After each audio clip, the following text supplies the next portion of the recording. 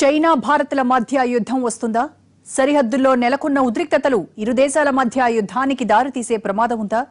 ఒకవేళ యుద్ధం వస్తే గెలిచేదెవరు? గెలిచి నిలిచేదెవరు? నేటి న్యూక్లియర్ ప్రపంచంలో యుద్ధం అంటే ఆటమిక్ వార్ తప్పదా? అదే జరిగితే ఈ రెండు దేశాల మధ్య యుద్ధం మూడో ప్రపంచ యుద్ధానికి బీజాలు వేస్తుందా? యుద్ధంతో ఎవరికి ఎక్కువ నష్టం?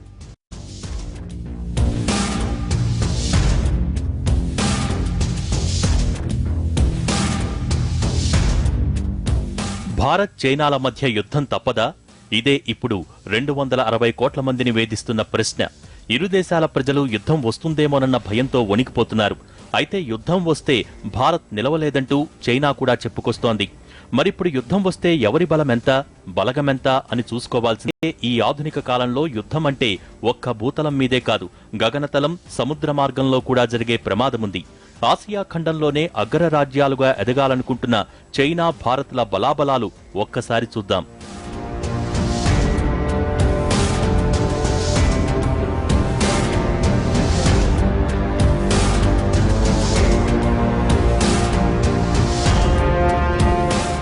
భారత్ దగ్గర ఆర్మీ బలగాలు 13 లక్షలు కాగా చైనా దగ్గర 23 లక్షలు ఉన్నాయి.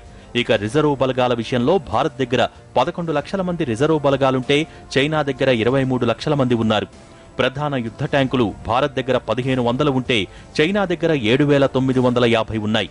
ఇతర యుద్ధ ట్యాంకులు భారత్ దగ్గర 2400 ఉంటే చైనా దగ్గర 1200 మాత్రమే ఉన్నాయి. భారత్ దగ్గర 6500 ఆర్మ్డ్ ఫైటింగ్ గన్స్ ఉంటే చైనా దగ్గర కేవలం 4600 మాత్రమే ఉన్నాయి. భారత్ దగ్గర 290 సెల్ఫ్ ప్రొఫైల్డ్ గన్స్ ఉంటే చైనా దగ్గర 1710 ఉన్నాయి. శత్రుఘ్ని లాంటి ఫిరంగులు భారత్ దగ్గర 7500 పైగా ఉంటే చైనా దగ్గర ఇవి కేవలం 6246 మాత్రమే ఉన్నాయి. ఇక మల్టిపుల్ రాకెట్ లాంచర్లు భారత్ దగ్గర 300కు పైగా ఉంటే చైనా దగ్గర 1770 ఉన్నాయి. ఉన్నా ఇరు దేశాలు సరిహద్దుల్లో వీటితో తలపడటం కష్టమే. ఎందుకంటే ఇరు దేశాల సరిహద్దులు హిమాలయ పర్వత సానువుల్లో ఎత్తైన పర్వతాల మధ్య ఉంటాయి. ఇక్కడ భూతల యుద్ధం చేయటం చాలా కష్టం.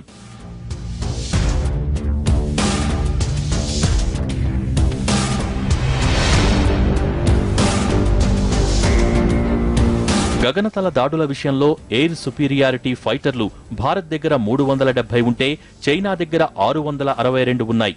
గ్రౌండ్ అటాక్ ఫైటర్లు భారత్ దగ్గర 258 ఉంటే చైనా దగ్గర 1115 ఉన్నాయి. వీటితో పాటు ట్రాన్స్పోర్ట్ ఎయిర్ క్రాఫ్ట్స్ భారత్ దగ్గర 240కి పైగా ఉంటే చైనా దగ్గర 728 ఉన్నాయి. వార్ హెలికాప్టర్లు మన దగ్గర 600కి పైగా ఉంటే చైనా దగ్గర 832 వరకు ఉన్నాయి.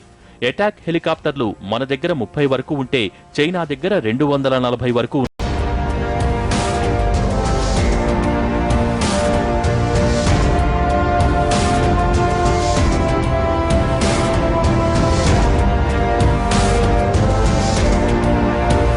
దళ బలాబలాలు చూస్తే ఇరు దేశాల దగ్గర యుద్ధ విమాన వాహక నౌక చెరొకటి ఉంది.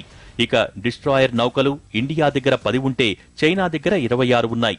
ఫైటర్ నౌకలు మన దగ్గర 14 ఉంటే చైనా దగ్గర 47 ఉన్నాయి. కార్వెట్స్ మన దగ్గర 26 ఉంటే చైనా దగ్గర 25 మాత్రమే ఉన్నాయి. మన దగ్గర 15 సబ్మెరైన్లు ఉంటే చైనా దగ్గర 68 సబ్మెరైన్లు ఉన్నాయి. ఇతర యుద్ధ నౌకలు మన దగ్గర 87 వరకు ఉంటే చైనా దగ్గర 450 వరకు ఉన్నాయి. నౌకల మీద నుంచి యుద్ధం చేసే ఎయిర్ ఆర్మ్ ఫైటర్లు మన దగ్గర 39, ఇతర ఫైటర్లు 91 ఉంటే చైనా దగ్గర ఫైటర్లు 320, విమానాలు 245 ఉన్నాయి. ఇక నౌకల మీద వాడే హెలికాప్టర్లు భారత్ దగ్గర 232 ఉంటే చైనా దగ్గర 114 మాత్రమే ఉన్నాయి. మన దగ్గర అగ్ని, పృథ్వీ లాంటి మిసైళ్లు 54 ఉంటే చైనా దగ్గర 100 కొద్దీ ఉన్నాయి. ఇక భారత్ దగ్గర అణుబాంబులు ఉన్న మిసైళ్లు 109 ఉంటే చైనా దగ్గర 270కి పైగా ఉన్నాయి. మొత్తంగా ఇప్పుడు ఈ రెండు దేశాల మధ్య ఉద్రిక్తత నెలకొంటే ఆటమిక్ వార్ వస్తుందేమో, అది కాస్త మూడో ప్రపంచ యుద్ధానికి దారితీస్తుందేమో అన్న భయాలు నెలకొన్నాయి.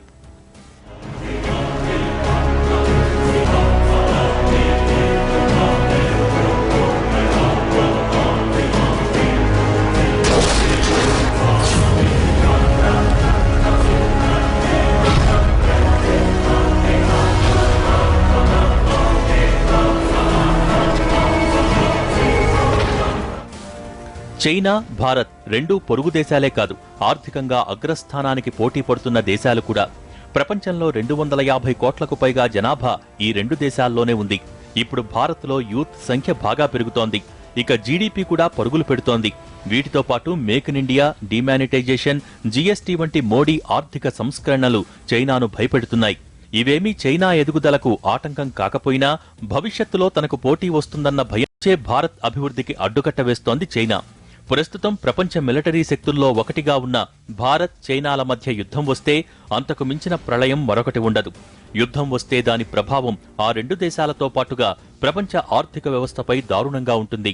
ఇరు దేశాల మధ్య అణుయుద్ధం వస్తుందేమోనన్న భయాలున్నా రెండు దేశాలు నో ఫస్ట్ యూజ్ అన్న నిబంధనకు కట్టుబడి ఉన్నాయి. అంటే ఎవరూ ముందుగా అణ్వస్త్రాన్ని ప్రయోగించరు.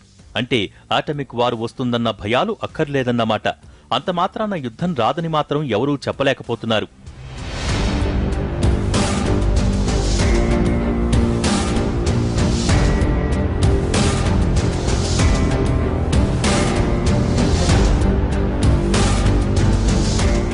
యుద్ధం వస్తే ఆర్థిక వ్యవస్థల మీదుంది. మనకన్నా చైనా ఆర్థిక వ్యవస్థ 5 రెట్లు పెద్దది. ఏటా 6 నుంచి 7% వృద్ధి రేటుతో దూసుకెళ్తున్న చైనా ఆర్థిక వ్యవస్థ 745 లక్షల కోట్లకు సమానంగా ఉంది. ఇక మన ఆర్థిక వ్యవస్థ కూడా 155 లక్షల కోట్ల వరకు ఉంది. ఇలాంటి టైంలో రెండు దేశాల మధ్య యుద్ధమంటే ఈ రెండు ఆర్థిక వ్యవస్థలు కుప్పకూలినట్టే.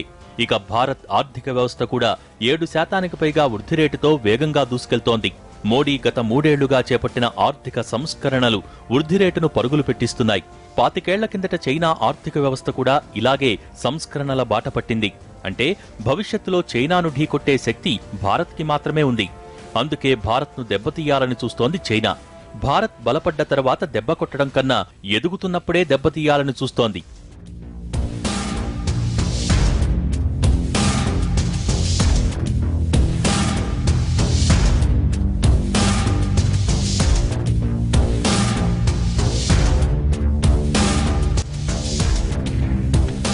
చైనా నుంచి మనం ఎలక్ట్రానిక్స్ దిగుమతి చేసుకుంటున్నట్టే చైనా కూడా మన దగ్గర నుంచి చాలా వస్తువులు దిగుమతి చేసుకుంటోంది. యుద్ధం వస్తే రెండు దేశాల మధ్య వర్తక వాణిజ్యాలు ఆగిపోతాయి. మన దేశానికి కంప్యూటర్లు, ఎలక్ట్రానిక్ విడిభాగాల దిగుమతి నిలిచిపోయి కమ్యూనికేషన్ రంగం మందగిస్తుంది. చైనాకు మన దేశం నుంచి ఔషధాలు, ముడి ఇనుము ఎగుమతులు నిలిచిపోయి ఆ దేశ ఇన్ఫ్రా రంగం మందగిస్తుంది.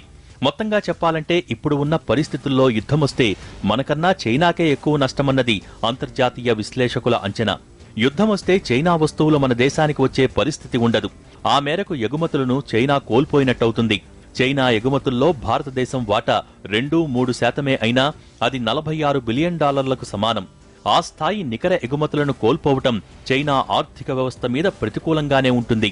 ప్రస్తుతానికి భారత్తో యుద్ధం చేయాలన్న ఆలోచన కన్నా అంతర్జాతీయంగా బలమైన ఆర్థిక శక్తిగా ఎదగటం మీదే చైనా దృష్టి ఉంది. మరోపక్క ఇప్పటికే చైనా ఆర్థిక వ్యవస్థను బలోపేతం చేయటానికి నానా తంటాలు పడుతోంది. ఇలాంటి పరిస్థితుల్లో యుద్ధానికి దిగటమంటే ఇరు దేశాలకు ఇబ్బంది తప్పదు. ఈ విషయం చైనాకు తెలియంది కాదు. ఇక భారత్ ఆర్థిక వ్యవస్థ కూడా ఇప్పుడిప్పుడే పుంజుకుంటోంది. సెన్సెక్స్, నిఫ్టీలు కొత్త శిఖరాలు అధిరోహిస్తున్నాయి. 20 ఏళ్ల కిందట ప్రయాణం మొదలుపెట్టిన నిఫ్టీ 50 తాజాగా 10,000 మార్కు దాటింది. ఇక సెన్సెక్స్ కూడా 30,000 దిశగా ఇలాంటి టైంలో యుద్ధమొస్తే ఇప్పుడిప్పుడే ఆర్థికంగా నిలదొక్కుంటున్న భారత్ భవిష్యత్తు మరోసారి వెనక్కి తిరిగే ప్రమాదముంది.